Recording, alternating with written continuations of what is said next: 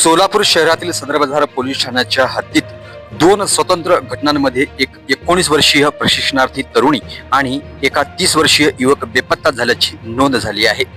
दोघांचाही शोध सुरू असून नागरिकांनी माहिती असल्यास तत्काळ पोलिसांशी संपर्क साधण्याचे आवाहन करण्यात आले।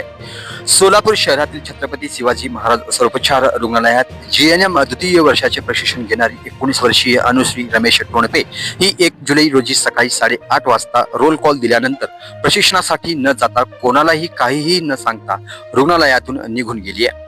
त्यानंतर तिचा शोध घेण्यात आला, मात्र ती सापडली नसल्याने रुग्णालय प्रशासनाने सदर बाजार पोलीस ठाण्यात तक्रार दाखल केली आहे। या प्रकरणी बेपत्ता रजिस्टर क्रमांक 69/2026 अन्वये गुन्ह्याची नोंद करण्यात आली असून पोलीस तिचा शोध घेत आहेत।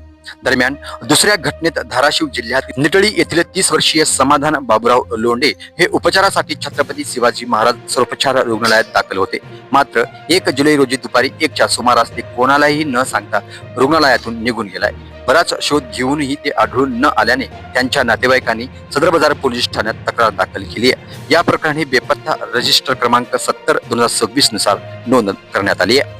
दोन्ही बेपत्ता व्यक्तींचा शोध घेण्यासाठी सदर बाजार पोलीस ठाण्याच्या पथकांकडून तपास सुरू आहे। अनुश्री टोणपे हिची उंची सुमारे 4.5 फूट असून ती गोऱ्या वर्णाची आणि अंगाने सटपातळ आहे, तर समाधान लोंढे यांची उंची अंदाजे 6 फूट असून ते सावळ्या वर्णाचे व मध्यम बांध्याचे आहेत।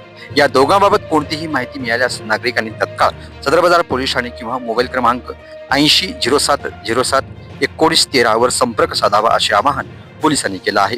सोलापूर शहरातून 2 व्यक्ती बेपत्ता झाल्याने पोलीस यंत्रणा सतर्क झाली आहे। नागरिकांनी जबाबदारीची भूमिका घेत या दोघांबाबत कोणतीही माहिती मिळाल्यास ती त्वरित पोलिसांना कळवावी असे आवाहन करण्यात आलं आहे। ब्युरो रिपोर्ट सोलापुरी कट्टा न्यूज।